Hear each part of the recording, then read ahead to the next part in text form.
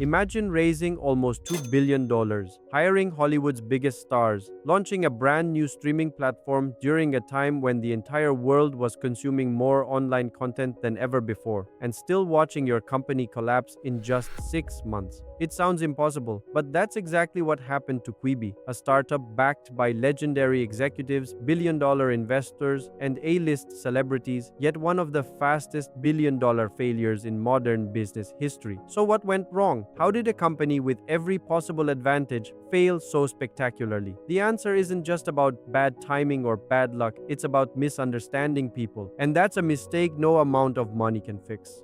Quibi officially launched in April 2020. Its name came from the phrase quick bites because its entire business model revolved around one simple idea. Instead of asking people to sit through hour-long TV shows or movies, Quibi would create premium entertainment in episodes that lasted just 5 to 10 minutes. The founders believed modern life had changed. People were always rushing between meetings, commuting to work, waiting in lines, or taking short breaks throughout the day. Those small moments, they believed, were the future of entertainment. And honestly, it sounded like a brilliant idea. People were already spending hours on their phones. Short-form content was growing rapidly. Everything pointed toward mobile first, entertainment becoming even bigger. But there was one critical difference. People loved free short-form content. Quibi wanted them to pay for it. This wasn't a small startup experimenting with a new idea. It was founded by Jeffrey Katzenberg, the former chairman of Walt Disney Studios and co-founder of DreamWorks, alongside Meg Whitman, the former CEO of eBay and Hewlett-Packard. These weren't first-time entrepreneurs. They were some of the biggest names in entertainment and business. Investors trusted them immediately. Before Quibi even launched, the company had raised an astonishing $1.75 billion.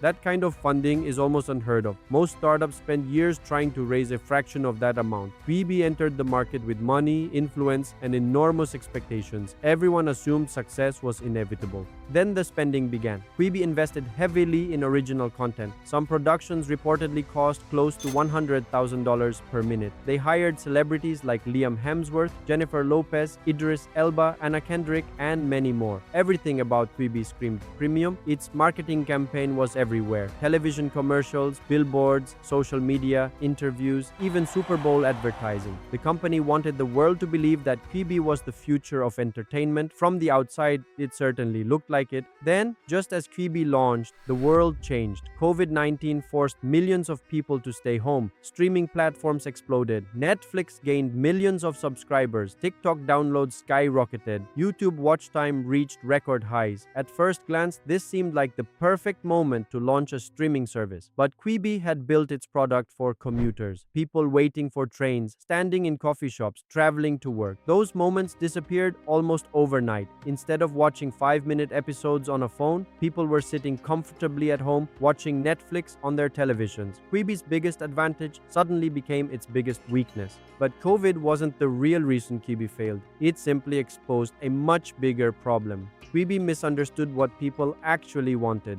The founders believed users wanted professionally produced short videos. But by 2020, people already had short videos. TikTok, YouTube, Instagram, Snapchat, and they were all free. More importantly, those platforms understood internet culture. People weren't opening TikTok to watch Hollywood-quality productions. They wanted quick entertainment, funny clips, unexpected moments, educational videos, something different every few seconds. Quibi tried to replace that experience with expensive scripted shows. The production quality was exceptional. The product market fit wasn't. Then Quibi made another costly mistake. It launched as a mobile-only platform. Users couldn't easily continue watching on televisions or laptops. That decision might have made sense before the pandemic, but while everyone else was enjoying content on larger screens from the comfort of their homes, Quibi kept insisting people should watch premium shows on a smartphone. It was solving yesterday's problem instead of today's, and somehow the company made things even worse. Quibi blocked screenshots and screen recordings. Users couldn't easily share clips with friends or post viral moments online. That might have protected its content, but it also killed free marketing. Think about how often you've discovered a movie, podcast, or YouTube channel because someone shared a clip. Sharing drives attention. Attention drives growth. Quibi prevented both. Many analysts believe Quibi's leadership also struggled to understand how internet audiences behave. Hollywood has always relied on polished productions, famous actors, and studio control. The internet doesn't. A creator with a smartphone can outperform $1 million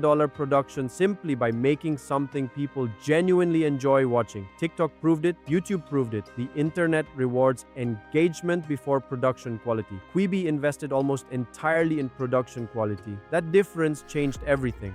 The warning signs appeared quickly. Millions downloaded the app during its free trial. Most never returned. Reports suggested Quibi lost more than 90% of its trial users. Even worse, people weren't talking about Quibi. Nobody was sharing clips, nobody was creating memes, nobody was recommending it to friends. In today's digital world, silence is one of the biggest warning signs a company can face. Behind the scenes, pressure grew. The company was spending enormous amounts of money while user growth remained weak. Investors became concerned. Employees began questioning the future. And only 6 months after launch, Quibi announced it was shutting down. $1.75 billion gone. One of the most anticipated startups in recent history had disappeared almost as quickly as it arrived.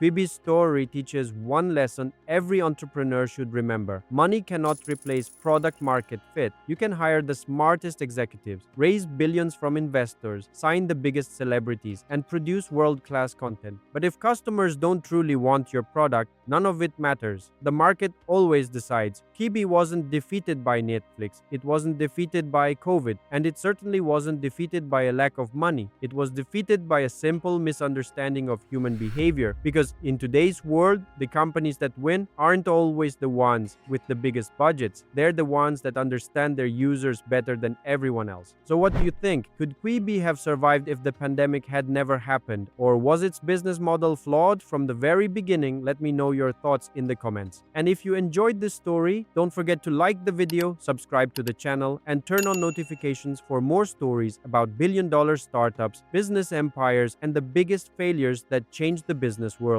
Thanks for watching, and I'll see you in the next one.